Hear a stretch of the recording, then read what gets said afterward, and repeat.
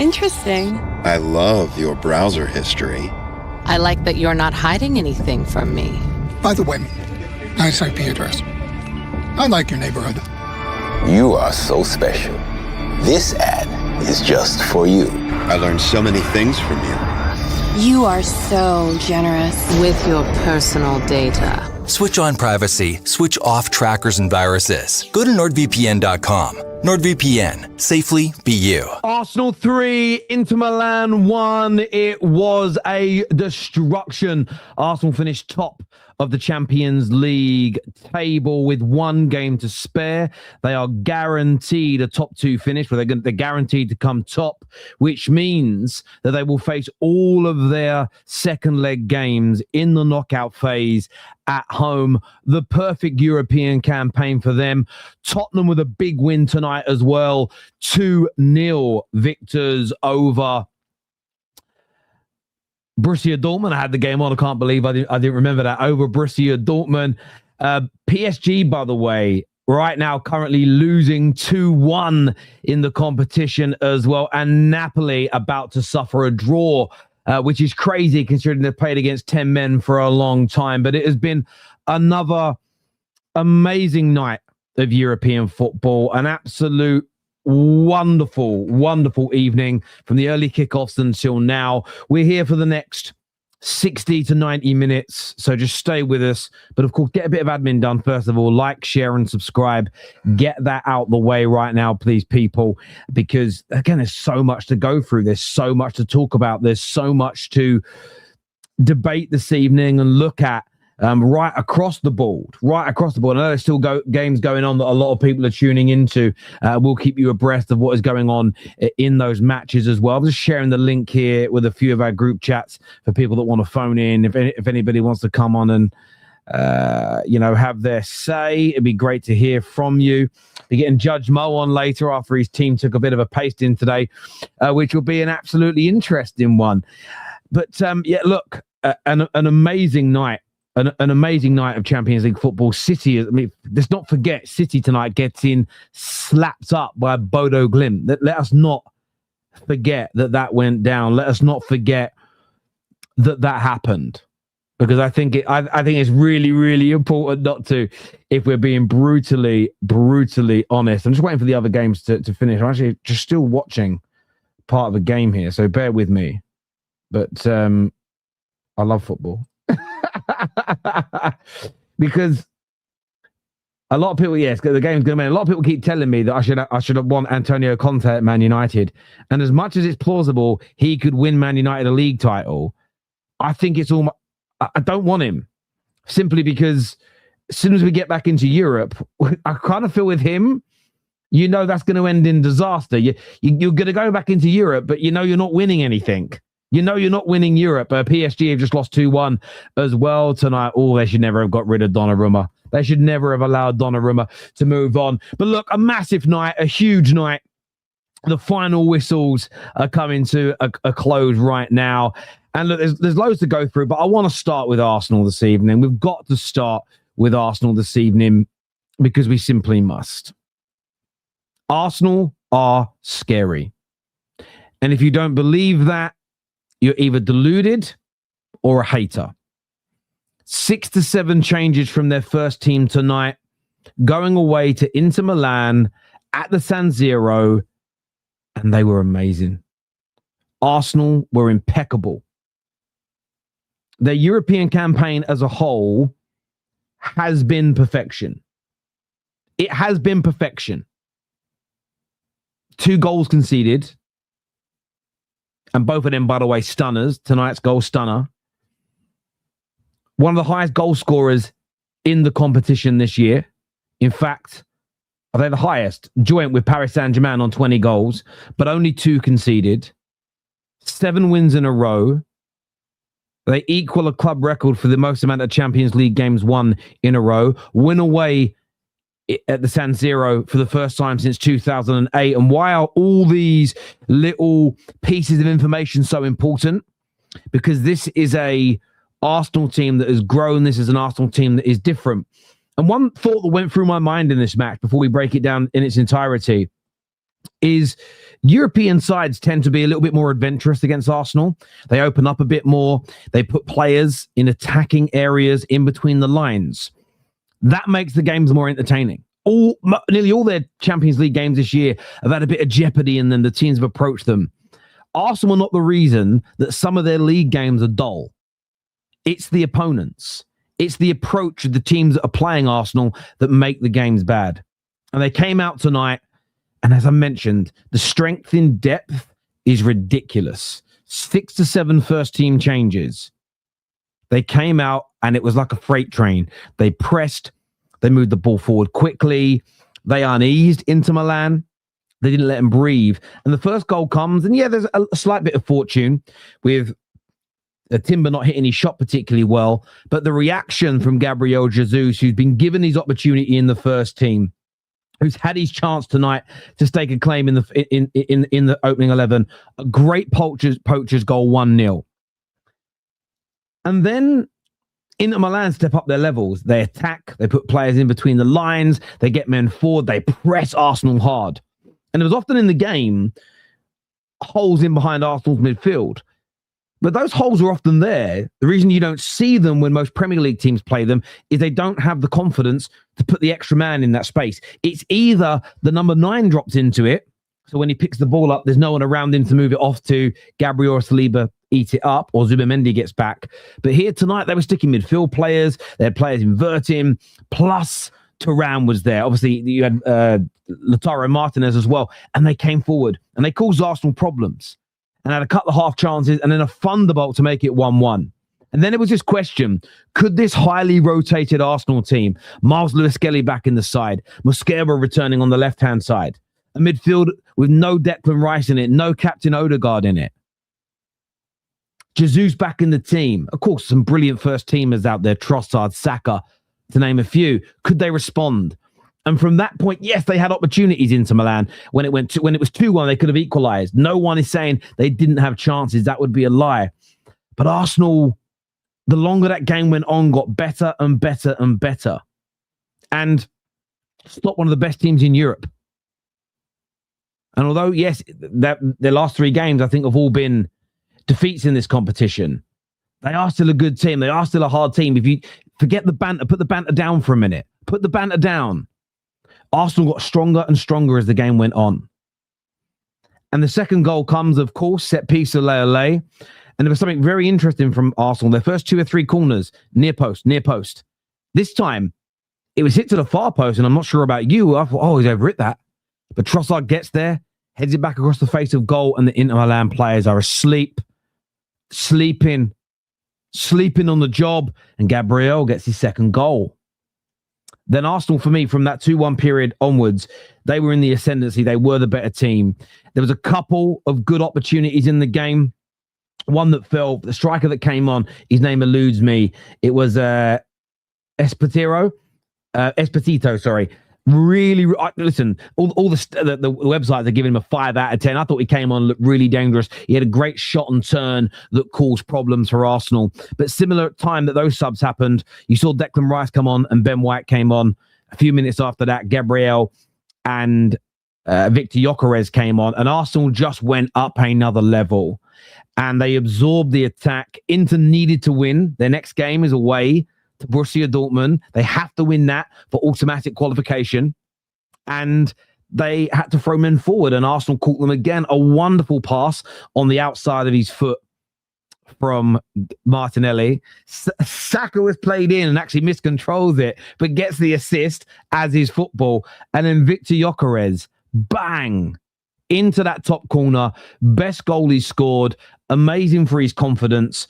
But again, it just demonstrates the sheer quality of this Arsenal team, the strength they have in depth. They are the best team in Europe this season. For me, no one has been on their level so far.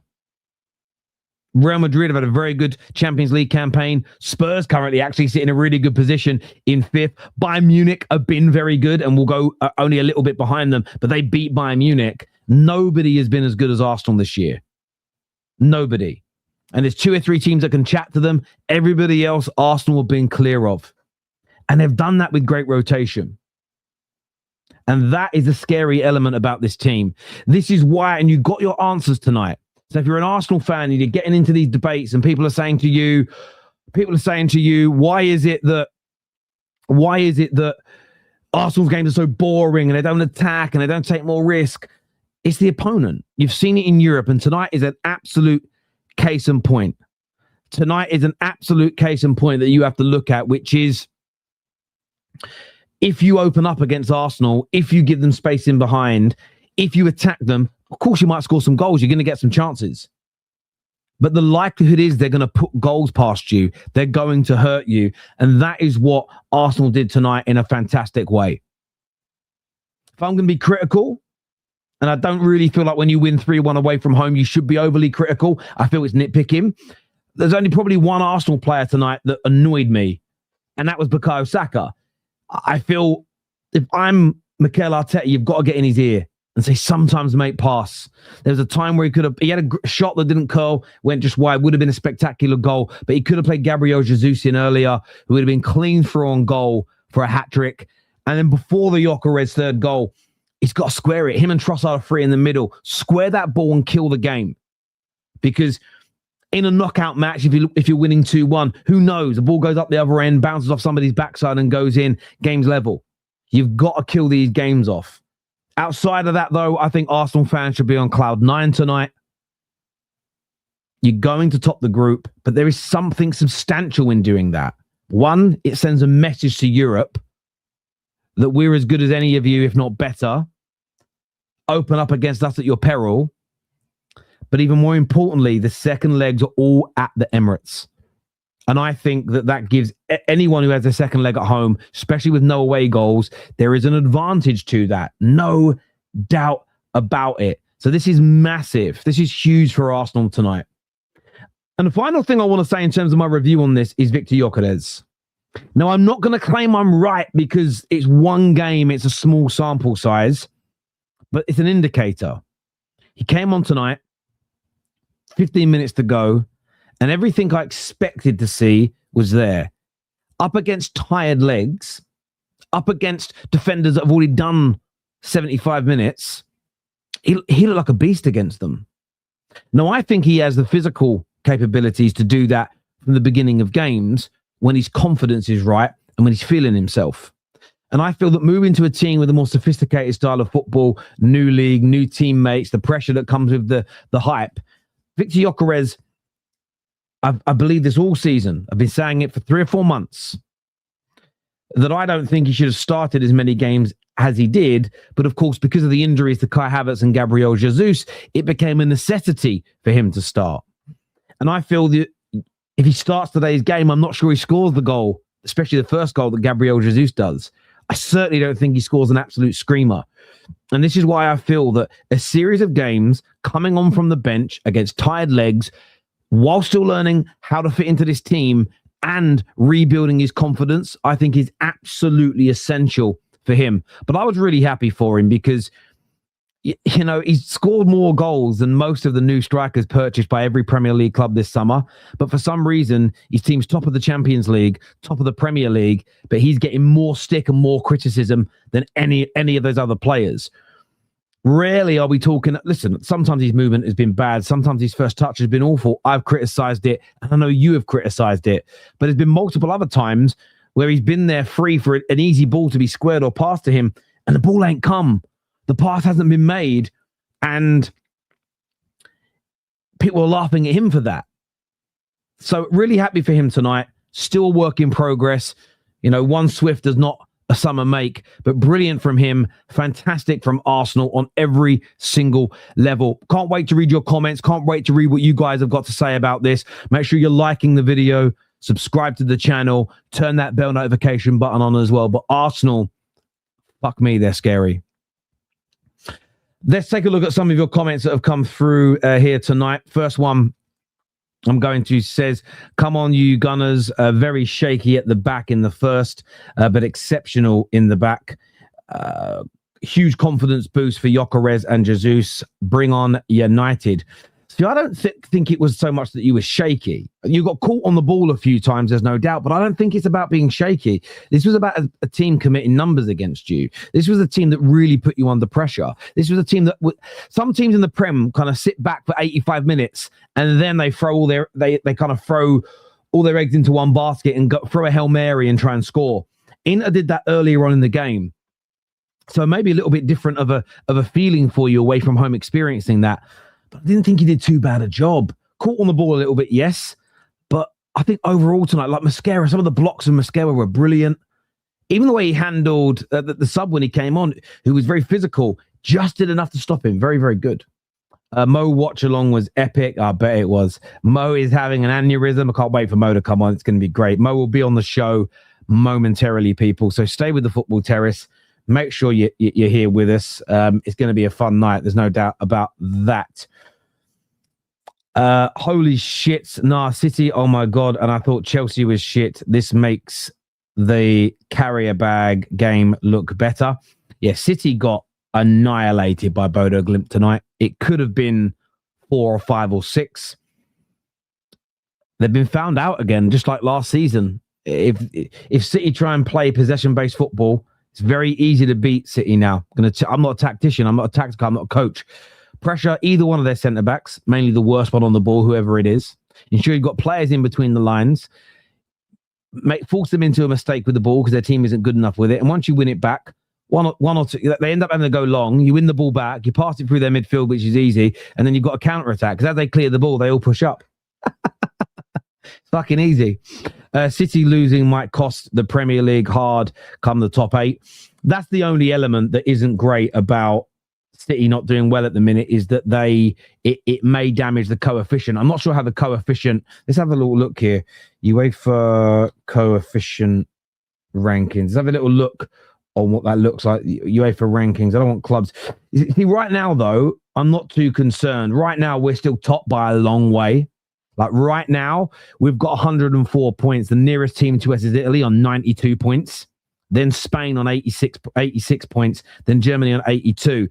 It could change. I think as long as we get the majority of our teams into the Spurs had a brilliant. Spurs are number 2 this season in coefficient points. They've done a great job because again, I'd like the top 5 to go through. So that would be brilliant. A good game. Inter played well, but couldn't handle the Arsenal intensity and was suffocated.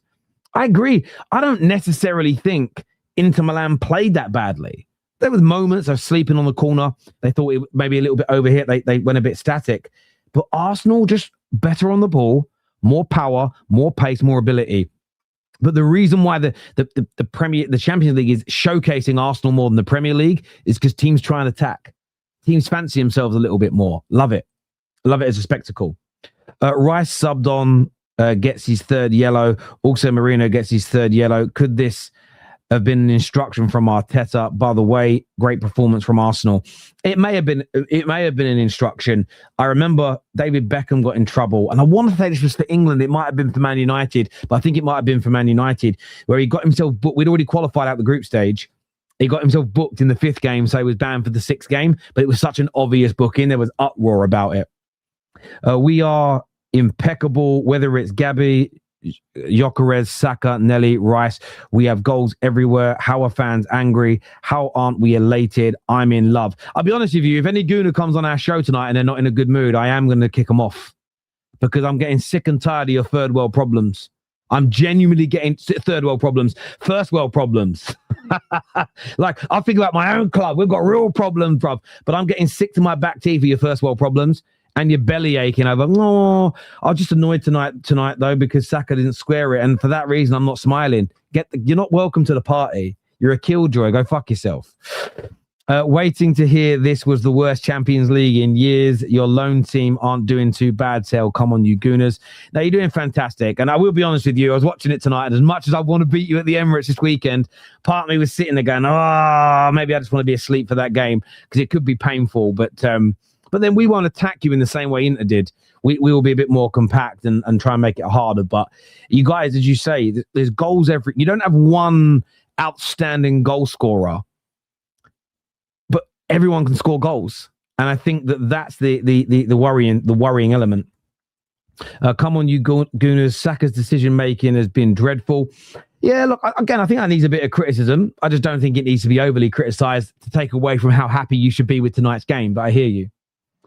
They need to change Napoli FC to Scott FC. That man is carrying the team once again. Even that drop points tonight for me, top 520 midfielders right now. Yeah, listen, Scott McTominay doing it's just, they're weird in Europe. They're very, very weird. All of Antonio Conte's teams in Europe are strangely average. Strangely, because normally in their league, they're pretty good. Average. Spurs were struggling to get out of the Conference League group. He's just done nothing in Europe. I mean, has he even been to a semi-final? At least. I don't know. He might have done. But the man and his teams are so bang average in Europe. It is unbelievable. That's my biggest problem with him when people go, would you take him at United? It'd be great to win, for him to help us win a Premier League one day if we were ever that good. But more importantly than that, more importantly than that, my club's a club that has to do well in Europe. And that man, when it comes to Europe, is a goddamn charlatan. He's a goddamn charlatan. One sec, people.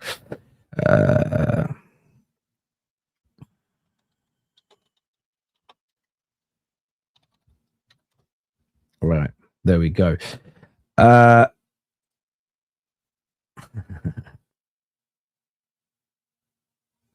Let's not forget Gyökeres hit a screamer from 45 yards. It weren't 45 yards, Anton. Anton, you're going too far. Do you know how far 45 yards is? It was about 23, 24. You just add, like the length of the box is 18 yards from the line to the edge of it. So 45 yards is more than what? Is that two? It's almost like three of them. That's the halfway line, isn't it? I love it. I love it. Listen, be excited though. Be happy. Your team did well. I meant City played 2 extra games is good for Arsenal. That's true. Yes, the 2 extra games that City may have to play. But let's wait and see what happens tomorrow, because City could fall as low. It depends who's playing each other. They're down to 7th. If Atalanta win, they will drop to 8th. If Atletico Madrid win, they'll drop to 9th. If Liverpool win, they will drop to 10th. And if Newcastle and Chelsea both win, they can drop down to like 13th or 14th. The issue then, though, is they play Galatasaray at home, which I think they're going to win. But then they have to hope that the teams above them will lose as well. So this could have cost Manchester City automatic qualification. So, as I say, if the teams I mentioned all win, they will all go level on points, but above them on goal difference, or ahead of them by anywhere between 3 to 2 points. Meaning all those other teams have to do on the final day is match or better City's result, and they'll be absolutely fine going into it. And look, you'd expect Chelsea to win tomorrow against Pathos. I would expect Newcastle to win at home against PSV. As an example, I would expect Atletico to win against Galatasaray tomorrow. Atalanta, I expect to. It's tough against Bilbao, so we'll see what happens with that. But yeah, City under quite a bit of pressure here. There's no doubt about that. Absolutely no Brandon tonight, please. He's toxic. I don't even know where a lot of the viewers are tonight. There's not many people that have. I think Brandon is coming a bit later. Ethan's backstage. See, back in Spurs tonight. Sparks is on the show. I don't really know where too many others are this evening, but there we go. Thomas Frank saving his job as well tonight. I like that because a lot of people want him out, don't they? They want him out, but there we go. Let's have a look at some more of your comments that have come through here. Arsenal, this here says, Arsenal leading in the Champions League after facing Bayern, Inter, and Madrid. Did they play Real or Ati? Was it Atletico? It was Atletico, right? It wasn't Real Madrid they played, I think. Are you saying the Champions League has become the weakest?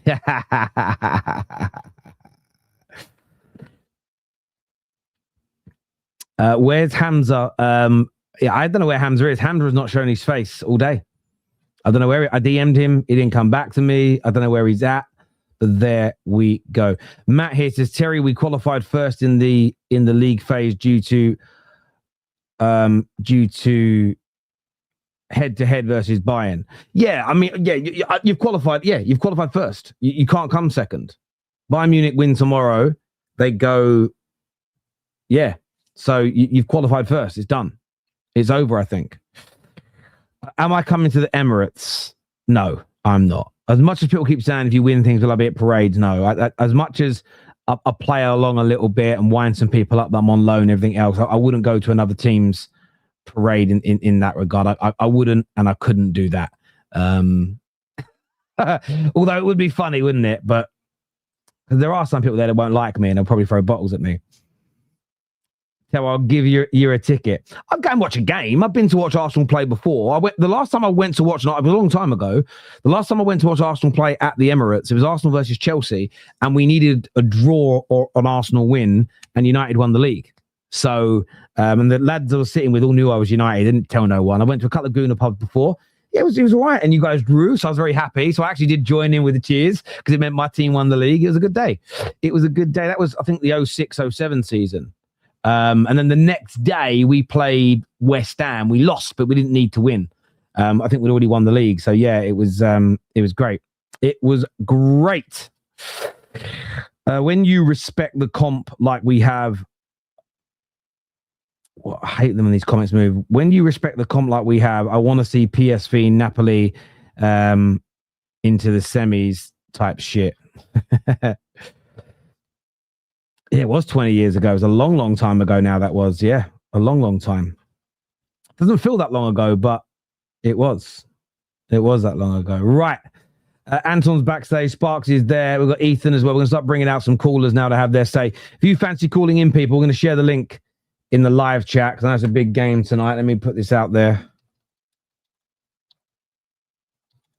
I'm going to share that link if you guys want to call in. Make sure you're liking, make sure you're subscribing to the channel as well. Really, really important. But let's get everybody brought out to have their say on the show. Remember, we are sponsored tonight by NordVPN. Go and check them out to protect yourselves online. Up next, the panel and calls. Let's do it. Chasing the best deals online? Let NordVPN protect you as you browse the internet. Go to NordVPN.com for a special deal. Install the app, connect, and enjoy secure and private browsing. Online security starts with a click. Welcome back, gentlemen. Congrats to all three of you. Your team's getting very, very big and important victories tonight. I'm going to go to Ethan first because we haven't touched on Tottenham yet on the show. And Ethan, Thomas Franken, Spurs turning up tonight and putting in an absolutely stellar performance. I know, I couldn't believe my eyes. I was like, what am I seeing? Who is this Tottenham? Winning at home? Like, what's going on? But yeah, straight out the block. We really, really needed that tonight. From minute one, we absolutely dominated Dortmund. All over the pitch, I thought, particularly down our left-hand side, early on, first off, Jed Spence had their right back in his pocket, and Doggy was solid behind him. Odebear was class up top. Porro had all the space in the world with the red card and without the red card. One thing I'll say about the red card is in the Prem, it's not a red card, but in Europe, we all know and we have seen that they are red cards. I don't know if you've seen it, Terry, but yeah. For me, it was a red card. I feel it was a red card personally.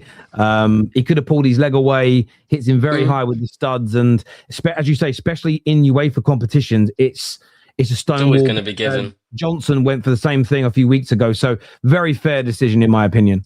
Yeah, and then with that, we just dominated the game. We could have had at least another 3 before halftime, I felt.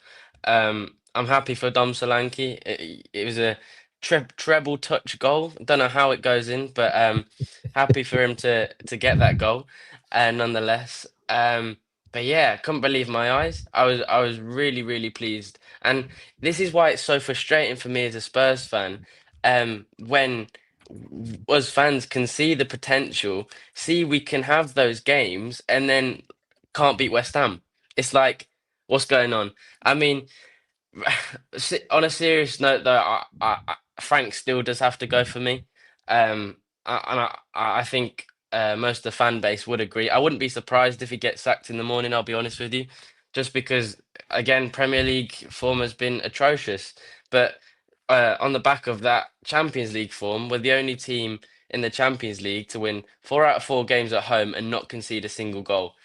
And with Sporting getting the last minute goal against PSG, that bumps us up to fourth instead of fifth, which again is really, really good for us. So overall, really good night. If we could forget all the Premier League stuff and just focus on Champions League, then Spurs fans would be over the moon. But yeah, really, really positive night, and love what I saw all over the pitch. Yeah, listen, and you should, because you were very good tonight. There was intensity out there. There was some dynamism. As you say, maybe enough to save Frank for a few more weeks. Maybe it was a parting gift from We'll the player. see. Maybe he's already gone, and it's a stay of execution. The players, a little bit like the second half against Aston Villa, just sort of sat there and went, "We're going to go for it tonight. We're going to play our way. We're going to do our thing." But Yeah. you're going to qualify for the knockout stages, maybe even in the automatic positions as well. So really good opportunity for Spurs there. Well, yeah, really, really good opportunity. As we've got Frankfurt as our last match, and they seem to be struggling in the Champions League this season. As I looked, and even with a win tomorrow night, they'd still be in the bottom 8. I think they're on like 6 points or 4 points, something like that. So, yeah, really got to take it by the scruff of the neck and get through, and not have to play that qualification game would be really lovely, especially with our squad at the minute only having 11 fit senior players, which is absolutely ridiculous. But what can you do? Yeah, I suppose, but the one dampener, as you say, is the level of injuries that you saw there tonight. But well done, mate, and congratulations, because it's been as much as we all like to banter each other and Spurs get a lot of stick, like, it's been a tough season so far, and a hard few weeks. It's good for you guys to, as you say, pick up a result like that. Anton, my old mate, what a night for Arsenal. Gyökeres banging in a brilliant goal, Jesus with a brace. Massive rotation, and you've beaten Inter Milan away from home, and you're guaranteeing yourselves top spot. You're guaranteeing yourselves second legs at home in the knockout phases. You're proving yourselves again so far this season to be the best team in Europe. How happy are you tonight, my friend, with that display? I'm so happy to be honest, going into this game, it didn't really mean much for me from a points point of view. And in terms of, I felt like the United game coming up was the more important game for us in terms of priority. But damn, did we send a statement. No Rice in the starting lineup, no Gabriel in the starting lineup, no Gyökeres in the starting lineup, for those all of you who want to laugh at me, but he was still rotating. I believe, how many rotations did we make today in this game, guys? It was 6-7 from the last game. 7 from the last game. 7 from the last game. I call it 6 because Saka is the starter, not Madueke. Does that make sense? It's Right, 6. yeah. Maybe 5 if you want to say that as well, because might need. But it's still half the starting 11 and not your main starting 11. Yeah, and for us to be able to go to San Siro, one of the hardest places to go play in Europe with a rotated team, and win 3-1 and look like that, I don't think anybody can argue that Arsenal are the best of the best, the cream of the crop. And I do think that for all of the criticism we had over the last few days, our fan base really needs to calm right down. They need to realize that this team is capable of this on any given night. We're seeing what's going on with Manchester City, and they again are showing you that they're cooked. So my message to my fans tonight is just enjoy the rest of this season, because trophies are an inevitability. The Premier League title is an inevitability. We'll see about this league, because we can go 8 from 8 and then go out in the last 16. So you have to kind of stay focused and make sure that we're kind of on it all the time. But on the game, though, I thought, Gabriel Jesus, the impact that he made on this game was amazing. If you really think about how long this guy has been out, how many amount of injuries that he's had, and for him to still be able to have nights like this is something that should not be underappreciated whatsoever. But the big thing for me tonight is Terry doesn't understand. You tell me that you don't understand sarcasm. In America, we exaggerate. This is exaggeration. Clearly, it wasn't from 45 yards. You went on for about 2 minutes. Anton, I don't think you realize what 45 yards is. 45. I'm like, yeah, it's exaggeration, mate. That's what's Okay. that's my fair enough. that's Fair my enough. weapon of choice. You do like to exaggerate quite a bit, to be fair. But look, I do think tonight was a significant night, as you say, in terms of some of the performances out there tonight. Who are the standout individuals on the pitch against Inter Milan? Who are the ones that maybe don't normally start that made a claim tonight for you? You know what? I felt that people were being a bit harsh on Eze. I actually thought that Eze impacted this game in many ways. He carried a threat. I think Inter really had to worry about him in times. He had a chance where he could have scored, but the shot could have been better. But I actually did kind of feel like people just don't get people. Sometimes I feel like with modern footballers like an Eze, and I feel like Ozil had this as well when he was at Arsenal. That's kind of the way he plays. He glides along the pitch. Sometimes people are saying, he's not running hard enough. He's not right. But that's just kind of the way he is. He's like nonchalant. He's very calm. He's very composed on the ball. And I thought he showed you tonight just a lot of the stuff that he can do. Now, there are levels for him to go. It wasn't his best night at Arsenal whatsoever. But I just think that he does kind of show to me the qualities that he has when he's on the ball. I thought Zubamendi tonight was tremendous. I thought who else I think was really I actually liked Mascara coming back from a long time out. Mascara was solid. Timber at times was combining with Saka, and he got ahead of him and was saving balls into play and getting us extra chances that we probably didn't deserve to have today as well. I think all around we were good. The player I think for me that frustrated me the most tonight was Saka, because I think that someone needs to have a chat with him about being more of a team player in those positions. I get it. He hasn't scored from open play in 11 matches or something apparently, and I get he's a bit desperate for it. He's a bit hungry for it, but as Terry, as you said in your opening monologue, when you're 2-1 up, you don't know what could happen on the other side. He's got Gyökeres and Trossard both onside, both wide open to the side of him. It's an easy tap in for one of those two guys. Just play the ball across the grass. Instead, he tries to blast it. It's like he's not seeing the pitch fully. He's just seeing, I'm close. Let's just snatch at this. And he needs to kind of just realize that this is a team game. We're all trying to move into a collective goal of winning everything. And I think we're in a great position right now to be able to compete on all fronts. I mean, more than anybody else at the moment. So that'd be my criticism. Only player I would criticize today. But again, for the Victor Gyökeres, and this is where I'll close my piece today, I want to see the clips of him scoring goals like that as much as the clips of the one-on-ones or the clips of the bad touches that everybody likes to put together online. Because this is a player that we've bought to fill a very, very crucial role in this football club. And when he does things like that, you need to celebrate it. All right. I get the frustration should be because he wasn't doing that. Right. But that is 2 goals in three games. By the way, the big club thing, Inter Milan and Chelsea are the goals he's now scored in the last week. So I think he's getting there. Again, one bad touch, I think extra, and he probably would have scored against Brentford as well. And I'm starting to feel like this is a player who is starting slowly but surely to grow in confidence, but we need to get behind him. All of these jokes that we try to make, for instance, Jesus today, great game, but it doesn't mean that you have to, at the same time.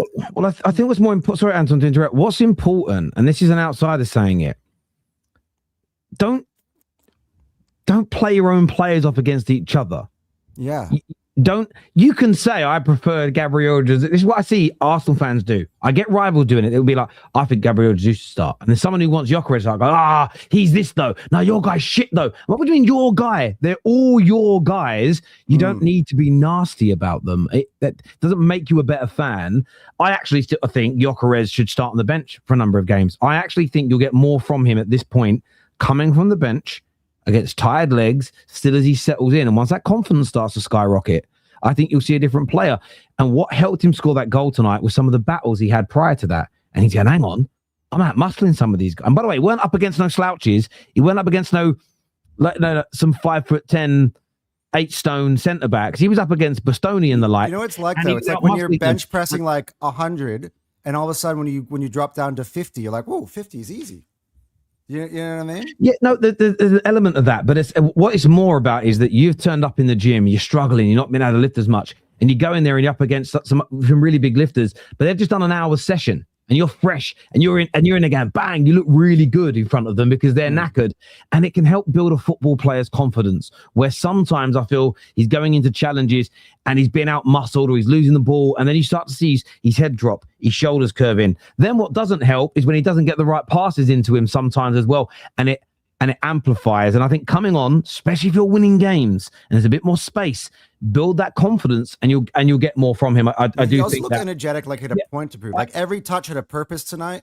He held up the ball really well. He tried to find Martinelli and Saka whatever he could. He was trying to play the ball in between the lines. He looked just energized, and I liked it. But I agree. We can't be playing each other players off. I actually do think there's an element of truth behind what you're saying. And if he starts on the bench and we win, that's fine. Yeah, we're going to continue. You know, we're going to continue this. There's no doubt about it. I'm going to come to you. Sorry, Brandon. I want to come to you, but wait a second. Nice. I want some drum rolls, please. Some drum rolls, please. Everybody that's on. Everyone that's on. Drum rolls, please. Hey, here he is. It's Judge Mo. How are you, mate? You okay? I haven't watched any of it yet, but I've heard there's been some meltdowns. You need to watch it back. I'm livid, to be honest with you. My head is so hot, you don't understand. My head is hot because we're like, my players let us down, to be honest with you. It's not like we were not up for the task or anything. It's just, I saw like Arsenal are very good. Set pieces are fucking phenomenal. Like we couldn't defend that set piece from them. It's just freaking ridiculous. Well, I'm sorry for the cursing and everything. No worries, mate. What I'll do, I'll let you catch yourself. I'm going to go to Brandon, and then we'll come chat to you. Chat to you next. Brandon, can I ask a question first? Are you in a good mood tonight, Brandon? Are you happy? Of course. Hey! Mate, you got break it down for me tonight, because I just felt that with the rotation that you had, it felt like a big statement to the rest of Europe. Yeah, I felt the same way as well, because a bit like Anton, going into the game, I was expecting rotation because we know that the Man United game is going to be very important. 7 points in a league title race, it's not over. It's not over. So the Man United game was always more important. We're pretty much going to qualify in the top 8, whether we win, draw, or lose this game. Obviously, it's good to win it because that now means that we're going to qualify at the top. But with the rotation, I mean, I was intrigued to see how the game would go. And I thought we was phenomenal tonight, considering the rotation that we had, considering players like Miles Lewis-Skelly. He's barely kicked the ball for the last few weeks. Mosquera's just come back from a long-term injury. That was his first game back. Marino, kind of being used as a bit part player in the midfield, especially. Eze, it's always nice to see him get some minutes as well. I'll speak a little bit more about him later on. And I thought Gabriel Jesus did a fantastic job up front. The thing that always bothers me about Jesus and other players that play that false 9 role is they drop so deep and they're never in the right positions when it's time to put the ball in the back of the net. And I thought he did that fantastically well for both goals tonight. He was in the right place, right time. And that's just what you want from your striker, really, and that gives him a little bit of confidence. Just going back to what you said about Gyökeres as well, I think we've all got to think about the internal battle that he's having at the moment. Jesus come back from injury. He didn't start particularly well, but now he's gradually starting to pick it up, and the competition for places is there. So, when Jesus is scoring 2 goals tonight, Gyökeres has to come on and prove his point and prove that he's the man as well. And we like that. We like to have competition for places because it pushes other players to be better. For me, Mosquera was very impressive tonight. The way that we handled going away to the San Siro, it's a tough place to go. Not many teams win there, let's just be honest. And I thought we controlled large parts of that game. First half, I don't think Inter played particularly bad, but I just think our midfield was being bypassed far too easily. But you expect that when there's so many changes in there.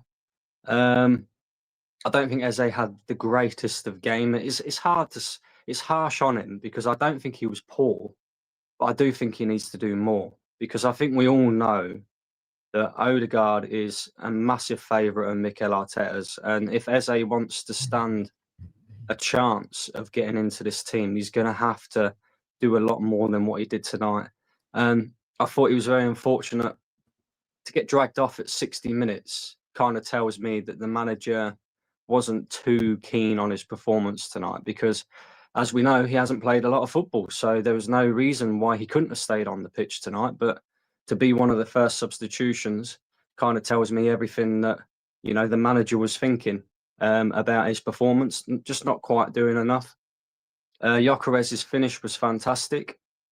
And yeah, I am very impressed with Arsenal in the Champions League, Tel, and it's a little bit different to Arsenal in the Premier League, because in the Premier League, as you know, I come on here, I complain a lot, and a lot of the time it is when Arsenal are facing low blocks, and it's because we struggle to break them down, we struggle to score goals on a regular basis, and sometimes, you know, we slow it down so much that we look really poor. I actually think we are better suited in terms of setup to go and win this competition than we are the Premier League. And even though we're 7 points clear in the Premier League, I'm more confident about Arsenal winning this competition than I am about Arsenal winning the Premier League, because there isn't a team in the Champions League that's going to sit a low block. We know we can hurt teams. You know, we know we can transition with the ball well. We know we're really good defensively. Just look at our record. We conceded 2 goals, and one of them was tonight. In 7 games. I don't suspect we'll concede any goals against Cairo, you know, because they're the worst team in the Champions League. They're bottom of the group. So I look at it and I think we're scoring goals and we're flowing and we're beating some really top teams in this Champions League. We've beaten Bayern Munich. We've beaten Inter Milan. You know, we're beating some real good teams. And I look at the other teams as well. I don't think, you know, the so-called favourites of previous years, like Real Madrid's and your PSG's, they're not the same teams that they were. So I look at this competition and I think the way we're set up and the way that we like to play and the way that we're not going to face low blocks, we are really well suited to go and win this competition. I'm quite confident that we can at least make the final of this competition. I think there's logic in what you say, Brandon. The only thing about Champions League football, and this is why, as much as some will say this makes it harder, I think it's also, it can work in your favour because it can happen to other teams. One bad night and it can be over. Where in the Premier League, you could have 2 or 3 bad nights and still go on to win it. I do get where you're coming from. I put a tweet out earlier. The only thing I'll say, real quick, before you say about your tweet, is now that we've finished top of the group, if you had to put money on it, I would put money on Arsenal. Let's say we drew, let's say PSG. You know, they won the competition last year. They're probably going to be the favourites to win it this year because they won the competition last year. I'm more confident now playing PSG over 2 legs, knowing that we've got to go to France first. Potentially, like we can go there and stink out the gaff, come away with a draw. The confidence comes from who's going to beat us at the Emirates, Tel. Because there isn't anybody who's beaten us at the Emirates this season in any competition. So, no, I understand that. Do you know what I mean? No, I do understand. I do understand your point. I just want to say, I put a tweet out and it's gone crazy viral. I didn't even expect it. It was just a thought at half time. European sides are more adventurous against you. This is just a fact. They put more men between the lines. There was times tonight where Inter were finding a man behind your midfield. But the reason they were finding a man behind your midfield is because they were brave enough to take one out of the deeper areas and put them into that hole. So I saw some Arsenal fans tweeting, oh my God, we're being opened up. It's not so much that you were being opened up, it's that the team was being expansive and taking that risk against you. My view, because is different to how you guys see Arsenal, because you're desperate to win, where I'm just watching a football match. You ain't the problem in the Premier League. The opponents are.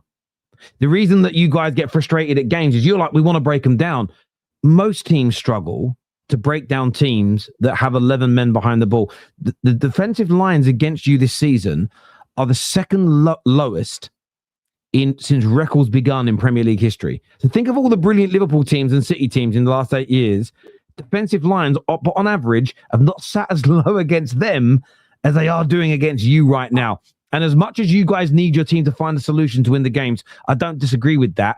What I find interesting is you guys get angry at your team for playing slow. The reason the game gets slowed down a lot of the time in those areas, and coaches have spoken about this, there's a lot of really good, not the tactical videos of amateurs doing it, there's coaches that speak about this. And what they do is they teach teams how to slow it down. Because what they're waiting for is for somebody to step out of a position to try and win the ball. Then they speed it up and move it quickly. And sometimes teams are just really disciplined where they go, we ain't fucking moving. So I do get your point that could cost you because you can't always create it down. But what I find interesting is that Arsenal fans get more angry at their team than the opponent for not trying to play football. Yeah, I get what it's you're very saying. hard. It's very, very hard to break down teams behind the ball. It is on Arsenal. Sorry, Brandon. It is on Arsenal to break down the teams. And I disagree with Brandon, actually. I think today proves that Arsenal are the most flexible team in the world. Arsenal can play any brand of football. They can sit deep. They can hit on the counter-attack. They can dominate the ball like they do in the Premier League. And us playing today against Arsenal, when I'm watching the game, I'm like, if we press, they can hit us on the counter. If we sit deep, they can literally get it to the byline, get a corner, get a shot on target, or play between the lines. I actually said that on my watch-along after the game. There is no team in the world that is better coached than Arsenal. You can hit your head in the wall. You can hit your head in the wall. You can go and cry to your mama in your basement. But Mikel Arteta has created a team that is so adaptable and flexible to play any brand of football. Like we watch Liverpool, when they attack, they get opened up with ease. Arsenal today, even though you get opened up with ease, Mikel Arteta and Andrea Berta, and this is what I'm watching. We play long. Thuram is stronger than 99% of the center-backs in the world. Mikel Arteta was so comfortable putting a 21 years old in Mosquera on him, thinking that he's going to be able to manage for the majority of the time. And that is the recruitment. If Gabriel played, it wouldn't be a problem. If Mosquera played, it's not going to be a problem. If Henkapi played. And that Arsenal, we're pressing Inter high, and we normally, what we do against teams like this is we play long, and we know that Thuram will be able to spin anybody, and he wasn't able to spin Mosquera because Mosquera is just strong. And that is coaching. That is tactics. And by the way, Miles Kelly is a weak link, and Mikel Arteta today hit that flow with ease by having Trossard sprint back to cover Miles Kelly, so force Inter to go back. And that is what I keep telling people, but people keep but you like Mikel Arteta. Because you're a fucking good coach. And you can hit on the head on the Brandon, I'm going to come back to you in a second. What I'll also say as well about your league comment is I was just double checking while Mo was talking. In the last 6 years in the Premier League, only one team, and it's about 5 points more than you, has had more points than Arsenal at this stage. Some are around 47, some 51. I think it's 2000 and I think it's the 1920 season where Liverpool had 61 points, they're considerably ahead. So as much as I understand the frustration that Arsenal fans have in 2 back-to-back 0-0s, I get it. We could have done this. We could have made this sub. Could have been more expansive. I think that's all fair. What I mean is I don't expect you guys to just shout at the opponents for not attacking and being open and no criticism for your own club. Let me be very, very clear. But you are performing on a kind of win ratio. You are getting wins that are pretty much on par with most of the champions in the last 5, 6, 7 years. And I use that as a data point because you start going back 10 years, 20 years, football was different, who the better teams were. We know things evolve. If we look at the most recent period, you're in and around what they're doing. Your win ratio is very similar. Your goals scored is very similar to all the top teams around that time. So as much as I know you guys are seeking perfection every step of the way, that's just not how league title races. For me, there's been a handful of teams where City got 100 points. There was that for years with 100 points, 97 points, etc. There's 2 or 3 years where teams were just finding a way to win nearly every game.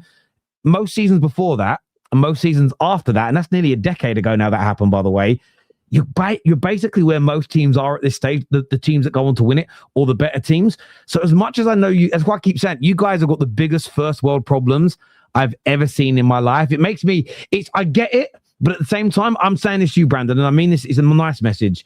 Please enjoy more of this. Please enjoy more of what you're doing. Do you know why? Because you have no idea how good or bad you're going to be next year. Please enjoy it more, because I think you might look back, you might have all the trophies at the end of it and love it, but I feel like you're not enjoying the journey as much as you should. And as much as you get stick on the channel, bruv, you are a really nice guy. He's a really good guy. He's not a horrible person. Brandon's one of the only guys that's ever been on the show for the longest. Never caused a problem. Never had an issue with him. He's a lovely bloke. But I want you to enjoy it more. You are just a fantastic team. How many teams do you remember in English football history that have been the best in their league and the best in Europe at the same time? You haven't won it yet, so I know you've got to finish the season. But how many teams do you remember who go, I actually remember when we were literally this Man United have done it a couple of times. City have done it a couple of times. But even Liverpool, most of their seasons where they did really, really well in the Champions League, they weren't the best team in England. The only team was Barcelona, and they had Leo Messi, guys. Can we notice that the only team that was the best in their league and the best in Europe was the Leo Messi team? Even Real Madrid lost the league under Zidane. They were the better in Europe. They were the best in Europe, not the best in La Liga. Even the Invincible team didn't win every game. They had 13 draws. I actually think that Arsenal team today, like Liverpool, when they played Inter, the first half, Liverpool sat back. Arne Slot said, I want to hold the opposition. Arsenal from minute one, we're going to freaking attack this team. And I'm like, how is Mikel Arteta coming to the San Siro committing 7 players to the press? 7 players from minute one. And I'm like, what the, how is he doing that? And he's so comfortable. And I'm like, okay, so we can beat this. And then we beat you like to the long ball. And then there's Saliba. Guys, you didn't, and I'm sorry. And I'm showing so much respect to Arsenal because you rested Gabriel. You didn't have Calafiori. You didn't have Nkapia. And I'm like, okay, even if we break the press, we can score, yes. But we have to work so hard to actually get behind you.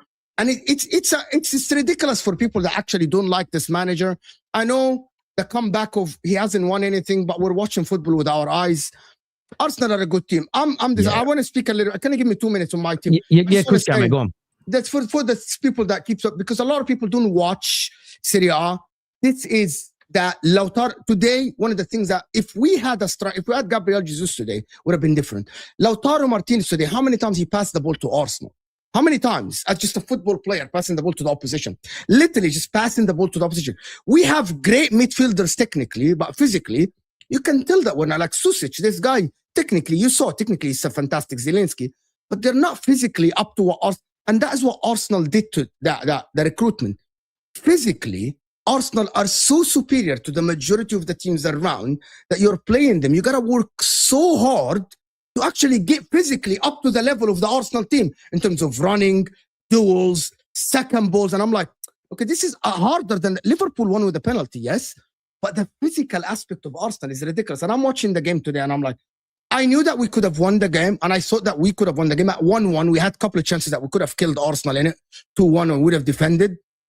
But this Arsenal team is, like, I'm going to say this again. People are upset that Arsenal sometimes get the nil-nils, but it's the control that Arsenal show. Even though Man City, back in the days when you used to lose games, they used to be in control. Every time I'm watching Arsenal are in control of the situation. They might not be in control of the ball, but they're in control of the situation, which is, again, coaching. You're in control where the next attack of the opposition will happen. That is the difference between Arsenal this season and City. That's why I'm confident that Arsenal win the league this season. This City team is not going to brush Arsenal's. Like, even they're not going to press you even. Like the City team, by the way. On Inter, I'm going to say this. PSG barely qualified to the second round last season and they won the competition. So I'm keeping my hopes up that we still can win this second half of the season. I'm just genuinely, like, I'm going to tell you something. We have a coach that doesn't have 50 games in first team yet. And I thought, this is a choice by Inter to get a coach like this. He doesn't have any experience. We played 40 years old at the back line, and I thought he played not good, not great, but he's not strong enough. He's not quick enough. But I'm not proud of my team. This is not the standards that we are here. And I thought that we could have done better. I thought we could have at least got a draw at the end. But I was livid in the watch along. And I was livid. Why? Because I thought that there are some point that I don't think that Arsenal got out of the second gear yet. They were passing the ball around and playing with ease, and they had a plan. And I'm like, how is this team coached better than the majority of the teams that, like even Atletico Madrid, we lost to a corner in the 94th minute. We dominated Atletico Madrid. I thought that Arsenal came to the San Siro. There's so much confidence in Arsenal. It's annoying. If I'm not an Arsenal supporter, I'm annoyed, especially because you're a rival in this competition. I'm so annoyed that there is a team like this in the competition, that because we played Bayern Munich last season, and remember, we won against Bayern Munich, we won against Barcelona, Inter, right? You play two-legged games against this Arsenal team, you are in trouble. Number one, you're not scoring more than a goal against this team, which is hard to win games. When is the last time Arsenal had 2 goals scored against them? It's only the Aston Villa game in the 94th minute as well. It's not easy to score against you. Yeah, You know it's what I the conundrum. It's the conundrum, isn't it? When you play Arsenal right now, which is how many players do you commit to your attack, and if you lose the ball in your attack, there's space in behind. Like, I hadn't seen Saka, because I thought, again, Saka, yes, he should have played Jesus in, and he should have squared that ball. But for the majority of the night, what I'd say about Saka, he had so much more space than you see him get in the Premier League. He was able to find space, get balls into the box, and that's the conundrum. You attack Arsenal, you're vulnerable. There's a reason that City, under Pep, came to the Emirates and for the first time ever just sat behind the ball for basically 90 minutes, because he knows what time. Listen, look what Bodo Glimt did to him. Can you imagine if they actually tried doing that against Arsenal? Yeah. By the way, the last time we conceded 2 goals at home was against Bournemouth, May last year. Yeah, but the league was over then. You remember that the league was over then. Like nobody focused. And just lastly on Saka, I think Saka's problem is he's trying too hard. You know, he's so used to being the main guy of the team, the one that comes up with the goods. And like Anton said, he hasn't scored from open play in nearly 11 games now. So there's a bit of pressure on him. And I just feel like him as the captain as well is trying too hard to get that goal and get that moment, which is why he's not necessarily passing the ball. But I think Arteta will probably sort him out with that anyway. So, yeah. No complaints from me tonight. I hear you, mate. I hear you. Cal, speak to us, brother. I love club competitions these days because we can actually play pressing, attacking football. We can actually do it. And I wasn't expecting us to actually press into as hard as we did starting off the game out. That took me by surprise. But looking back on it, we kind of did the same thing against Chelsea in the Carabao Cup, because when we're playing teams and they actually have to play against us and they have to go out there and win the game, we have the space and we have the attacking intent. So I'm pretty happy with that, to be honest with you. I think Inter probably gave us one of the best games of the season in terms of their attack, because they got at us. They created chances. Like in that first half, I'm not used to seeing Arsenal running back on the counter attack as much as we did, trying to defend and having to save good shots and last minute defense, like last minute tackles and stuff like that consistently throughout the game. I thought it was a pretty even match. I mean, even if you look at the stats after the first half, we're pretty much 50-50 on almost everything. It's just that Inter fell asleep with that set piece, and that's how we were 2-1 up. So I think Inter actually gave us a better game than Bayern Munich, to be honest. So big ups to them. And they're a team that I don't want to play, to be honest with you, because we saw from last season what they can do against teams. They just turn games into basketball matches. They just turn games into these goal scoring fests, which I don't like, because I like us being in control of all the games. I like it sometimes when we can slow things down at times, but like Inter will they just turn it into absolute pandemonium, which is something that they kind of did. But I'm really happy with the performance. I'm really happy that Jesus got his goals. I'm really happy that Gyökeres went out there and got his goal as well. And on Saka looks so good when he has space. I mean, his ability to actually get by defenders. Anyone who says Saka can't dribble, literally just stop watching football, because his ability to consistently beat defenders, even when he's doubled up, is insane. I think the problem with Saka right now is that he's trying, like, as everyone said, he's trying too hard to get the goal. So it's just, he's just trying to be the main guy. So he's just not passing the ball. That's why there's several opportunities where we're kind of on the break and he's just shooting instead of trying to square it. So I think he needs to sort that out because it will cost us. I think he's in a little bit of a transition right now, trying to figure out whether he has to be the guy or just be more of a facilitator. But I think once he sorts that out, we'll be a lot better. So yeah, I'm pretty happy. And to be honest, us guaranteeing that top spot in the Champions League is a really, really big deal for us, because if we play like we have, like if we go to away grounds like we have in the Champions League and the cup competitions and press teams, I think more likely than not, we draw or win those games.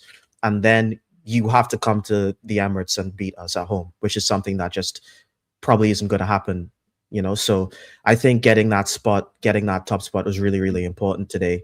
And I'm really happy. I'm really confident about what we could do in this Champions League. But you know, the Champions League is such a weird competition because it's very hard to say that we will win the competition, or we will definitely even go to the final or anything like that, because it's just a couple of mistakes and then you're just completely out of it. So yeah, I'm just focused on that league in terms of what I want Arsenal to win this season, because the Champions League, despite how well we do, because we're pretty much perfect, I literally can't ask for anything else.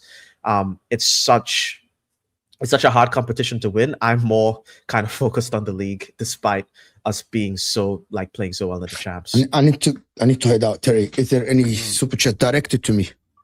Is it any directed to you? I know the banter is here. No, I don't think it's any directed to you. But I'm gonna head out. I'll see you tomorrow on Straight Facts. Straight Facts tomorrow, 3:30 people, UK time. Make sure you're all there. It's gonna be the video I've got prepared for you is gonna be a doozy. It's gonna be a doozy. I can't wait. Yeah, Cal, I hear you in a lot of what you say there, and I the great thing is now you got one more European game. You can completely rest for it. The matters bit is the extra 2 games that City have to play in the yeah, they've got to play those extra. They might, yeah, if they don't win the next game, they're definitely in it. But depending on tomorrow's results, you guys have. It's one of those weeks where you actually probably want to see, you know, Chelsea winning, Liverpool winning is actually a good thing in terms of knocking them into that space. But it's also you get to rest your team for that. It's the second legs at home. The second legs at home, I think, cannot be understated here for Arsenal. As a United fan, when we were actually a good team and we were in the Champions League, because they used to do this thing with the draw where you kind of found out whether you were home or away for the quarterfinals and semi-finals at the same time as they drew those rounds. And if we were at home in the second legs, I was always very confident we'd make it to the final when we were at our pomp, and we did on a good few occasions, especially from sort of 07 right through until sort of 2011, 2012. We got to three finals in that time, but I think every time we did it, we were at home for that second leg. And I think it's just something about that. All the times where we were away in that second leg, quite often in that quarterfinal or semi-final, you just couldn't quite do enough because it was hard and you're up against really, really tough teams. Sparks, what are you saying, mate? Yeah, I kind of went in with the mentality like Anton said, and I didn't really care what the result was going into it. I was like, well, it doesn't really matter. But I saw the changes. I was quite impressed with them. I was quite happy to see a lot of rotation, or quite a bit of rotation. And as always, when the game starts, you just want to win the game, don't you? So it's like all that goes out of the window. It's like you got on. I'm not bothered. A bit of Luke Littler going on. Yeah, it doesn't worry me. You know, it doesn't worry me. My face is bright red, but it doesn't worry me. Yeah, I want to win now. So it was kind of a bit like that. And yeah, I wanted to top the group. Yeah, we kind of managed to do that. I was a little bit not upset with Eze, but I don't think he plays that role very well. When Rice isn't there, I think Rice needs to be in behind him to give him that little bit of protection. But then I think he needs to be further up the field rather than where he was anyway. I think he's more like Trossard than. I don't think the two of them can play together. I think it's a bit weird because they're very similar players. But it worked. So you know that's the main thing. Jesus being in the right place at the right time, which we've screamed at him so many times for not being. even as close as last week. Just like it's just nice to see him there. Just nice to see any striker really just be on the goal line and literally just.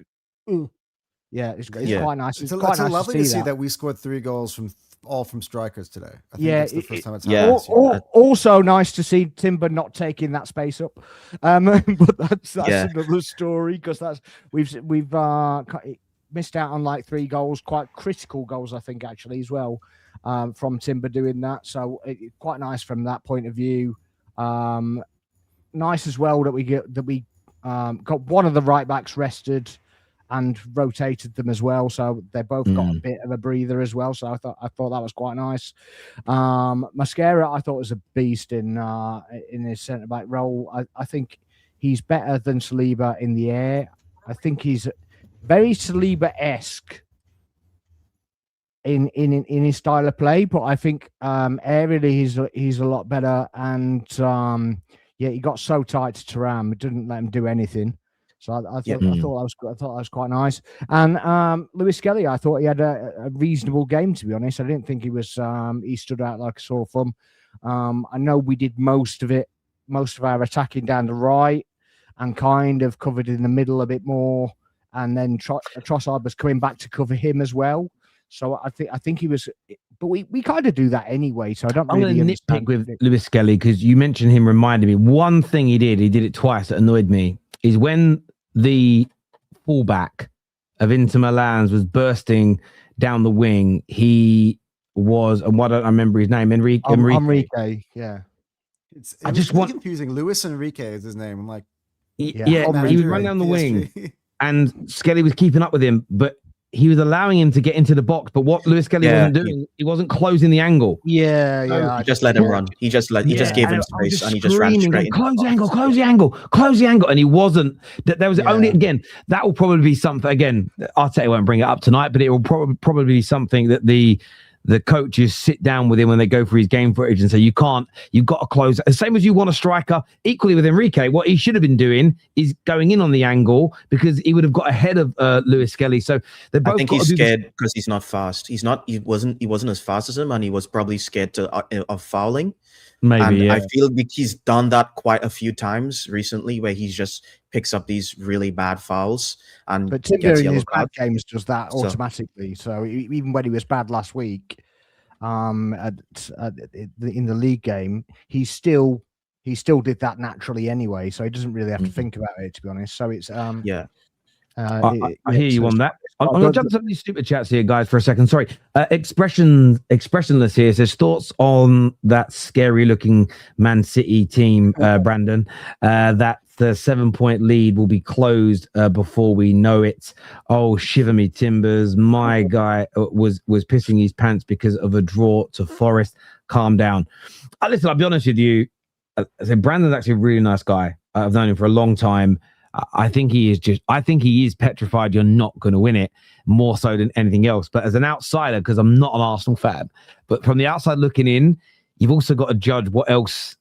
It's a bit like when I watch tennis. I like a little bit of tennis. And sometimes you're watching one of the best guys might be, I haven't watched it for a while, but I've started watching it again recently. You could have Alcaraz out there and he might be missing some shots. But sometimes you look at the opponent, but he ain't. The opponent isn't good enough to capitalize on the mistakes the better guy's making. And I think we're going to see that this year. Arsenal, of course, are going to drop points. Every champion that's ever been made in English football history has dropped points. I just don't think you guys need to panic. I think you need to push a positive energy out there to your team. We won, but complain, Brandon. Probably he didn't tonight. To be fair, when did Saka get so selfish with the ball? Yeah, he's just this season. I think it's because I honestly believe he's been passing the ball so much for the last couple of seasons, and no one's at the end of the shot. He literally chose the wrong season to decide to take it upon himself to shoot so much, because there's like in a lot of other seasons he wouldn't shoot as much, but now he's like, okay, I'll do it myself. But we have a better team now, so you could pass the ball a bit more now. Saka. He did put a couple of ridiculous crosses in as well. Yeah, he did. But the thing is, absolutely ridiculous. The problem with his crosses, okay, I'll say this. He crosses the ball when he can't shoot.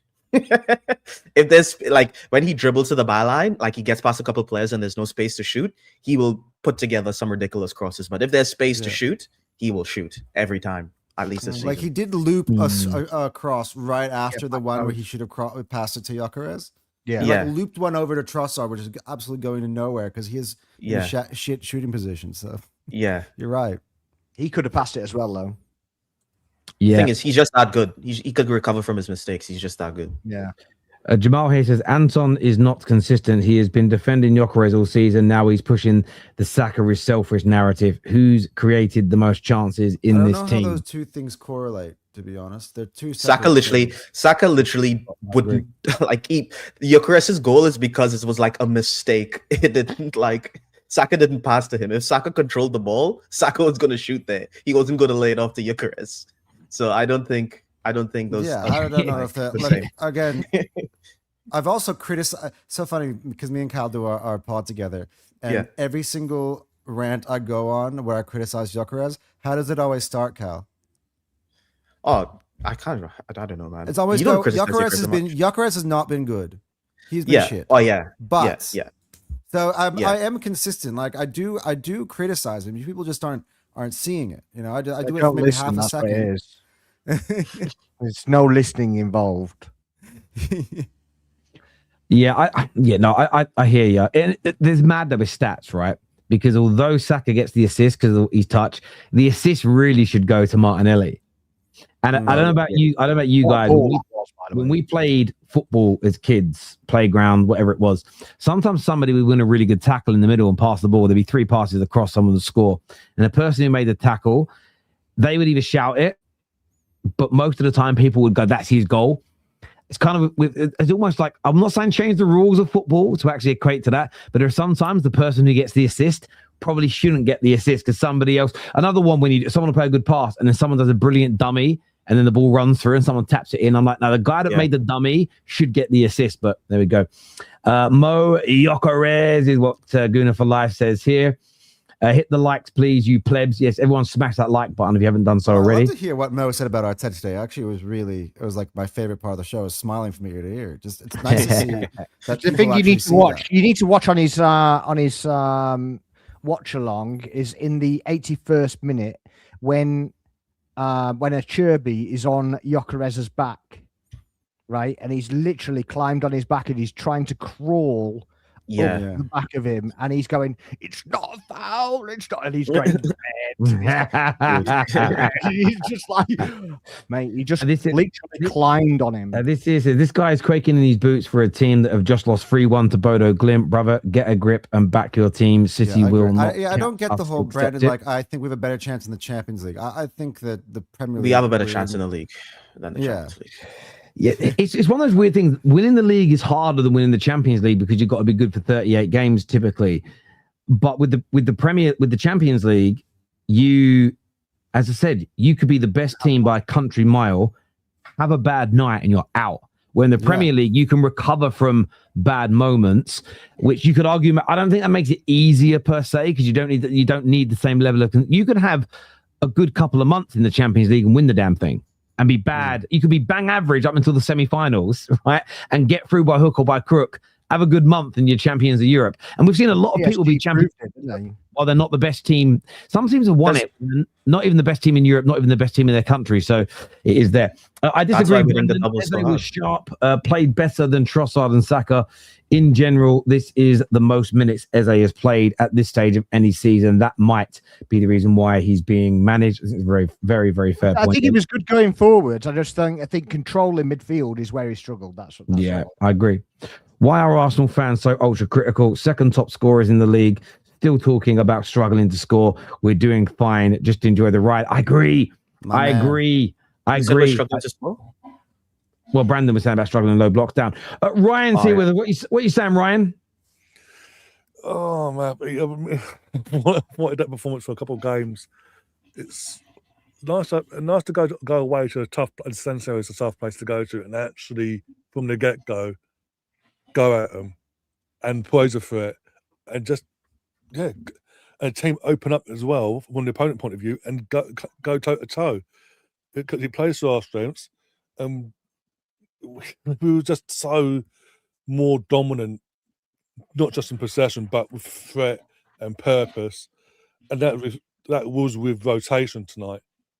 And this is why I think we win more than one. I'm not going to say which trophies, but I think we're going to win more than one trophy this year. It's been a long time coming. And I'm of an age of the 89s, early 90s, the Wenger era. I've been through the title runs, and so I know what it takes. So I'm not going to lose my mind when we draw 0-0 back to back, no matter who we're playing, because they happen. It's a little mini blip, but we can kick on now. Hope we use this as a platform tonight, going into Sunday at the Emirates against your team, and get the 3 points back on the board, and hopefully end cities that put Hamza and the gang in tears for good, and end their season the way it needs to be ended. Put them out in the misery. Already in tears. That's why he hasn't showed up on any streams. Dude, this photo it's a perfect night for me. It's a perfect night for me because Man City got thumped in Norway. It's too cold, -14 to Hamza. And you said someone hasn't turned up on streams. Who did you say? I didn't hear Hamza. Oh, Hamza. Yeah. I haven't seen him. Haven't seen him in a minute. Yeah, he's got his warming up. You know what? It's so funny, Terry. So he was saying after the Sunderland game that it was cold. He might be onto something because since it's become cold, they haven't won a singular game. Yeah, but that was good preparation for Norway, wasn't it?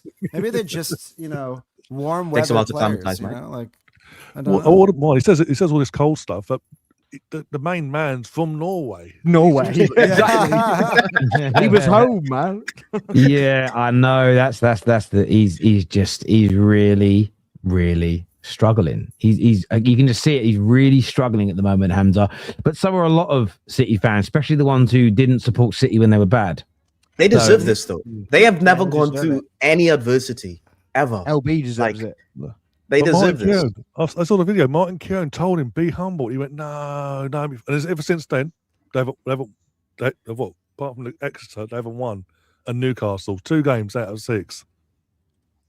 That side he put out against Exeter, by the way, is ridiculous. Yeah, I know. That was a. They're going hard for the FA Cup, guys. That's their priorities this year. Yeah, I just find, what I find interesting about the panicking and the worrying is, while you guys are talking, I'm just going back and looking at peak years of my club, and I remember the year we won it in 2008 and we won the Champions League as well. I remember drawing away at Tottenham and then losing at home to Man City. Literally the very next game as an example. We had a few runs. At the beginning of that season, we didn't win in our first three matches. We drew away at you guys. You were a title contender that year. I remember we went 2-1 up, and I think you guys got a late equalizer. These things just kind of happen, and it's one of two things. There is a PTSD element for people that just don't feel like you're going to get over the hill. There's and then you've got the performative people that I don't think are as angry as they're making out. They're doing it for effect. Now the young ones I get, but it's the guys that are in their mid to late 30s and older that are doing it, that sit there all the time and talk about how I've been around, I've seen it, I've been here, I've worn the t-shirt, a bit like Ryan's come on and said, but then at the same time, act like they don't know what happens in title races, act like every setback is the end of the world. That's the bit that I don't like, because you're being disingenuous with it, because you're also ignoring all the other factors, the other teams, the form they're in. You look at Villa at the minute, and they might go and buy some more players, but they've just lost one of their best midfielders for the rest of the season. European football now. I was reading Villa. Well, they might go after him, but they're about to go back into European football again, 2 games a week. I think their fans all know. You can see it. It's also why Emery come out and said we're not contenders. He kind of knows that once they go back to 2 highly competitive games a week, something's got to give in that point, and he's going to try and win the European trophy, because there's far more chance of winning that than there is winning the Premier League. And I just think, again, with Arsenal fans, do what you want. It's your club, in essence. What I am, in reality, not essence, what I'm saying is, don't not enjoy this. Because I was looking at PSG earlier. They always win. I don't think their fans get that excited about winning the league. I don't, because it's so easy. But I think back to how good they were last year. I've seen them play 4 or 5 games in the Champions League this season. And I know they got better as it went on. So they might do that again. But watching them, they don't look as good as a team this year as they did last year overall, for me. Also, they don't have Donnarumma. Yeah, maybe it is Donnarumma. If Donnarumma didn't exist, we beat them. Like he got 2 man of the match. This is also partly true, right? Like in terms of he was pulling off these crazy saves. He had one of the greatest seasons a PSG goalie's ever had. But at the same time, that's why you've got to enjoy those games, those moments, and don't stress. Oh, we're going to win the next one. What happens now? Because you don't know what's going to happen next season. Let me paint a horrible picture for you guys, but one that could happen. Let's say a couple of years, you win the league, you win the Champions League, you do the treble. Say you do the treble, but a couple of players say, been here 5 years, 6 years, my dream's to go there. I've done this now, I've completed it, I want to go. Say the manager then gets picked off by Real Madrid and he says, sorry guys, I've got to go. It's my dream. You don't know how good you're going to be next year. Now, I'm not saying that will happen. It's not even on the cards to happen. But my point is, you don't know. So you have to savor these moments. I watch some people who are just, I'm going to remain angry and not celebrate until we've won it. And yes, you might have a big party at the end of it, but I think you will look back and regret not enjoying the moments and stressing about every little setback as if it's the end of the world. I think you're going to ruin the journey element, and it's an important part of sport. It is. And do you know why we know it's an important part? Because how many thousands of documentaries have been made about sport? And yes, it shows the winning, but what do all of the documentaries document? The journey of that season, of that ride. And that isn't what matters. It does. That's why these things, that's why millions of people buy them to relive them. Because I don't know about you boys, you must do this with, Arsenal documentaries. Every now and then I'll put on 99 or I'll put on the treble thing or a Fergie thing, or, I put on these things and I sit back and it takes me back to that time. And I'm like, I remember that. I remember how I felt going to school that day. I remember how I felt when I went to work that day. I remember this. I remember that.